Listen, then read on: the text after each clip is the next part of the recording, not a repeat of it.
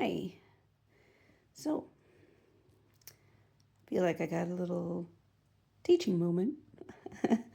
um, yeah, I guess kind of what's been happening I feel, with my channel here is just as I learn things, I share. I feel like I'm supposed to share things as I learn them. Um, so we're kind of doing this together, I guess. Um, So I guess what I felt I was to share, what I just kind of was learning as I was reading. Been in Isaiah. I've been in Isaiah a lot. God's led me there. So lots of interesting things learning in there in Isaiah. But so I was reading specifically Isaiah 22, and there was a verse that stood out to me, verse 5, and talked about the Valley of Vision, and I'm just like, what is that?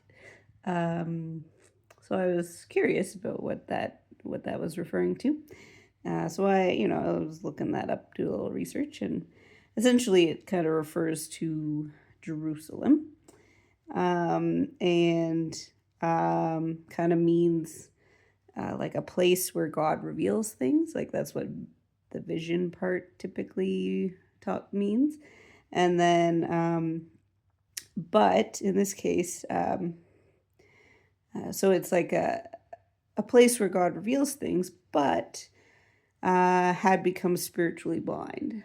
A place that had received God's revelation, but they were not living according to it. So it's quite possible to know about God, learn all this stuff about God, but then not actually like live it out or apply it in your life. And that we see that in all sorts of people.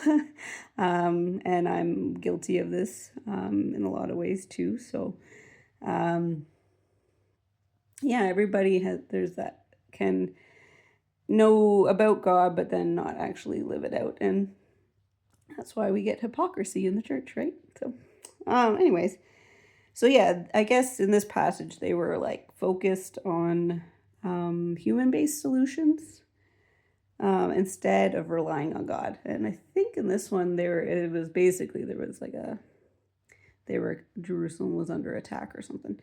But anyways, yeah, so there was like three kind of points, I guess, that I thought I would share about what I was getting out of reading that. And it was just like having revelations from God doesn't automatically mean obedience. So, yeah, that's something to be mindful of when you're hearing from God.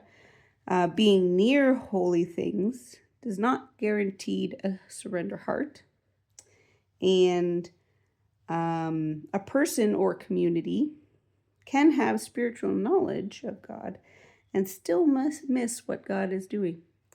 So, yeah, this passage is pretty, it's kind of a warning, basically, and an invitation. You can see it as a warning and an invitation. So I guess my point is the question we should be asking ourselves is, Lord, am I seeing clearly enough to carry what you've given me to steward?